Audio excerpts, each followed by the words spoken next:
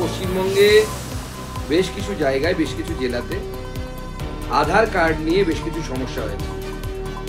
তাকে ব্যবহার করে মাননীয় মুখ্যমন্ত্রী এবং তার সাঙ্গপাঙ্গরা সন্দেশখালী থেকে জনগণের দৃষ্টি ঘোরানোর চেষ্টা করছে, পশ্চিমবঙ্গবাসীকে ভয় পাওয়ানোর চেষ্টা করছে। আমি রাজ্য বিজেপি সভাপতি হিসেবে পশ্চিমবঙ্গবাসীকে আশ্বস্ত করতে চাই এবং সেই আশ্বাসবাণী আমি আমার তরফ থেকে শুধু এমনি দিচ্ছি তাই নয়।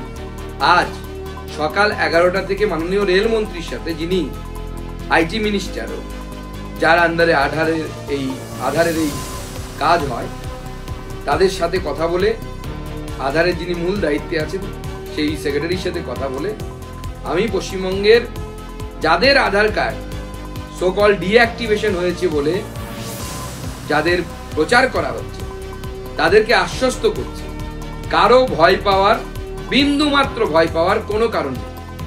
আজ রাতের মধ্যে 4-5 ঘন্টার মধ্যে হয়ে যাবে। আমি রাত অবধি সময় নিয়ে নিচ্ছি। সমস্ত ডিঅ্যাক্টিভেটেড আধার কার্ড, সোকল ডিঅ্যাক্টিভেটেড আধার কার্ড অ্যাক্টিভেট হয়ে যাবে। কোনো আধার কার্ড বাতিল হয়নি, বাতিল হবে না। মুখ্যমন্ত্রী, মাননীয় মুখ্যমন্ত্রী এটি পোর্টাল খুলেছেন নাকি শুনতে পাচ্ছি। কোনো পোর্টালে কোনো অভিযোগ জানানোর প্রয়োজন নেই। যদি আজ রাতের পরেও কারো আধার কার্ড ডিঅ্যাক্টিভেট থাকে, তিনি স্থানীয় বিজেপি পার্টি অফিসে যোগাযোগ করুন। আমরা দায়িত্ব নিচ্ছি আপনাদের আধার কার্ডকে অ্যাক্টিভেট করে দেওয়ার জন্য। এই আধার কার্ড ডিঅ্যাক্টিভেট করা নিয়ে সুকান্ত মজুমদার, শুভেন্দু অধিকারীরা যা বলছেন তাতে পরিষ্কার বোঝা যাচ্ছে যে তারা একটা বড় চক্রান্ত শুরু করেছিলেন। তাদের জন্যই তাদের অথরিটি, তাদের সরকারের লোকজন এইভাবে আধার কার্ড থেকে লিঙ্ক কেটে দিয়ে হয়রান করছিল সাধারণ মানুষকে। মমতা বন্দ্যোপাধ্যায় এবং পশ্চিমবঙ্গ সরকার, তৃণমূল কংগ্রেস চড়া সুরে প্রতিবাদ করার পর মমতা বন্দ্যোপাধ্যায় যখন বললেন রাজ্য সরকার পাশে থাকবে সেই মানুষগুলোর, এবং তৃণমূল গর্জে উঠল, তখন তারা পিছু হটতে বাধ্য হচ্ছেন। বাংলার মানুষ ক্ষিপ্ত হয়ে গেছেন তাদের উপর। আর শুভেন্দু আর সুকান্তর কথায় বোঝা যাচ্ছে যে তাদের লোকেরাই করেছে। যারা বলে আমরা কথা বলে ছাড়াচ্ছি, তার মানে তো সবিরোধী কথা, তার মানে তো তারা জানে যে কারা করিয়েছে।